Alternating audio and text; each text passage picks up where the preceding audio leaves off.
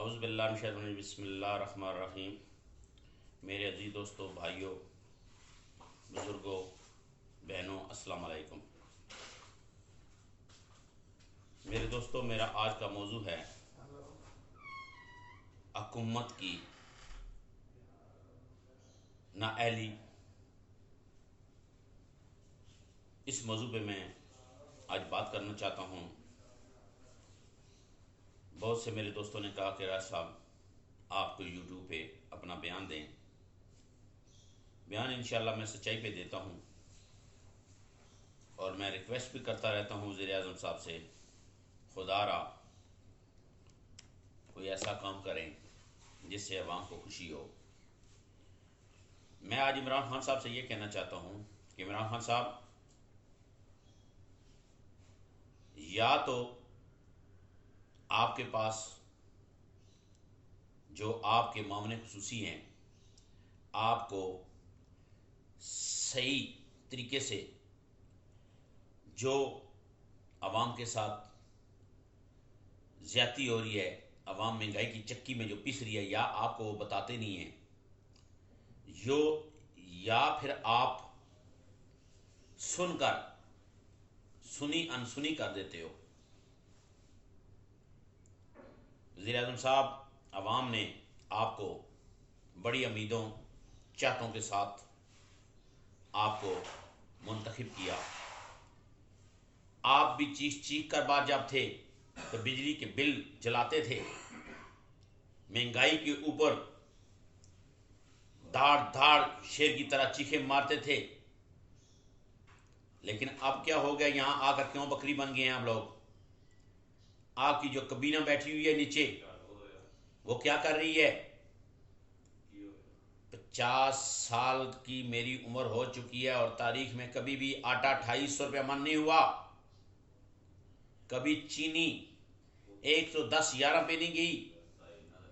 कभी अदरक लहसुन 700-800 रुपये किलो पे नहीं गए। कभी दालें इतनी महंगी नहीं हुई। कभी पुरानी गाड़ियों के लेन देन का जो तरीकाकार था वो 17% नहीं बढ़ा जो अभी आपने बढ़ाया है। कभी बिजली के बिल इतने नहीं आए।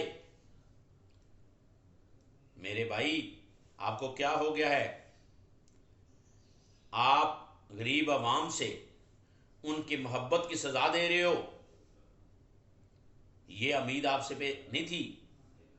आप जो भी एक्शन लेते हो उल्टा होता है। आपके पास पावर ही नहीं है। चीनी के ऊपर आपने कमीशन बनाया, आटे पे कमीशन बनाया। किधर मर गया तुम्हारा वो कमीशन? किधर गए वो लोग? और जिनको ये जो तुमने पकड़ा हुआ है और आए दिन नया तुम्हारी पकड़ रही है, इसके बदले में क्या रिसीविंग क्या हो रही है? इससे गरीब आवाम को क्या फायदा हो रहा है? उल्टा जब इनको आप अदालतों में लाते हो, लाखों रुपया गवर्नमेंट के खजाने से खर्च होता है, हजारों के साहब आप पुलिस खड़ी करते हो। ऐसा साहब इक़्तिदार नहीं होना चाहिए। साहब इक़्तिदार वो होता है जो कहता है वो कर गुजरता है। और आप क्या कर रहे हो? इसके अलावा मैं दारुल खिलाफा की बात करता हूं, जमीनों की बात करता हूं। मैं खुरम नवाज से रिक्वेस्ट करता हूं कि आप इस जमीनों के काम करते हो, प्रॉपर्टी का काम करते हो। जुल्फी बुखारी से भी कहता हूं कि आप लोगों ने सोसाइटियां बनाई हुई हैं, लेकिन जो हकूक शमलात 1.5 लाख रुपया कनाल, लाख रुपया कनाल मिलती है, उसके ऊपर आप लोगों ने 4 लाख रुपया टैक्स लगा दिया है। जो मलकियत 3 लाख रुपया कनाल थी, उसकी आपने रेशो जो निकाली है वो 60 लाख रुपया कनाल के हिसाब से निकाल के आपने उसके ऊपर 5 लाख रुपया टैक्स लगा दिया है। ये हमारे मुल्क में क्या हो रहा है? अरे खुदारा, अगर आपको समझ नहीं तो कोई बाहर से बंदा मंगवा लो। AAC-DC कमिश्नर, मैं इनसे पूछना चाहता हूं 5 साल निकालें, 5 साल में जो रेशो जमीन की आती है उसके मुताबिक टैक्स लगाए जाएं। और उधर से आप कहते हो जी कंस्ट्रक्शन का काम करें, कंस्ट्रक्शन का काम करें, 10 मरले का प्लाट लें, 3 लाख रुपए का, 4 लाख रुपए उसके ऊपर टैक्स आ जाता है। जो गरीब इंसान पुरानी गाड़ियों का छोटा मोटा काम करता था उसके ऊपर भी आपने 17% टैक्स लगाया है। अरे भाई टैक्स लगाया, उसके बदले आपने गरीब आवाम को अभी तक क्या रिलीफ दिया है? यही रिलीफ मिला है कि फलां को पकड़ लिया, फलां ने ये किया था, फलां। मैं मानता हूं वो चोर है। अरे भाई तुम तो शाद बनो, तुम तो कुछ करके दिखाओ, रोज रोज वही डुगडुगी बजाते रहते हो। आवाम की चीखें निकाल दी हैं आपने। हर बंदा परेशानी की हालत में। दवाइयां जो खाने वाली चीज थी, जो कोई बीमार होता था, किसी को शुगर थी, किसी को ब्लड प्रेशर था, किसी को कमर की तकलीफ थी, किसी को बुखार होता था, आपने 68% बढ़ा दिए। अरे भाई बेहतर यह है आटा चीनी सब चीजें मार्केट से, दालें, ये सब खत्म करो ताकि गरीब आवाम 5-10 दिनों के अंदर मर जाए। 75% गरीब आवाम है, 25% अमीर हैं। आपका काम था मीरों का गला दबाना, जिन्होंने गरीब आवाम का खून चूसते आ रहे हैं।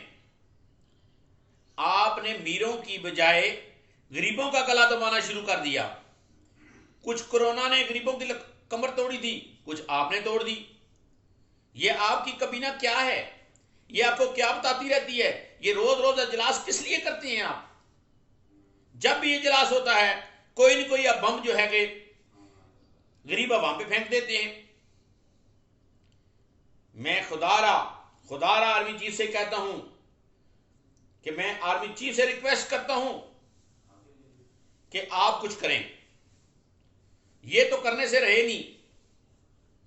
मैं रिक्वेस्ट करता हूं आर्मी चीफ साहब से, खुदारा कुछ सोचें इस मुल्क के बारे में, इस गरीब आवाम के बारे में सोचें जो बॉर्डरों के ऊपर गोलियां खाती हैं, छाती के ऊपर, जो हर जगह गरीब आवाम को पिसा जा रहा है।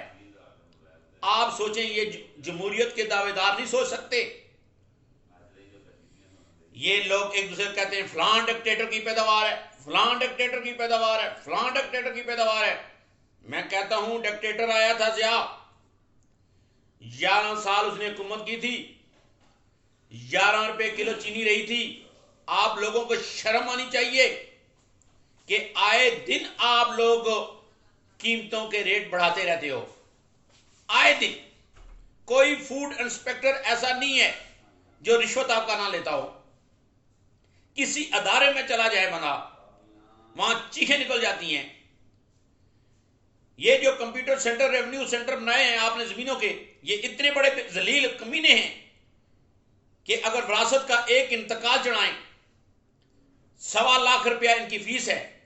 अगर आप फीस नहीं दें तो ये आपको 3 महीने तक जलील करते हैं। अगर आपने किसी दूसरे मौजे में जमीन ले ली, आपका बाप दादा मर गया, तो उन्हें चाहिए कि जहां आप रहते हो वहां का लंबरदार या कोई बंदा लेकर आओ। ये कहते हैं उस मौजे का लंबरदार लेकर, बंदा लेकर आओ। यानी कि रिश्वत लेने के अजीब अजीब तरीके इन्होंने अपनाए हुए हैं। रिकॉर्ड फर्ज लेना भी इस टाइम अजाबे लाई बन गया है।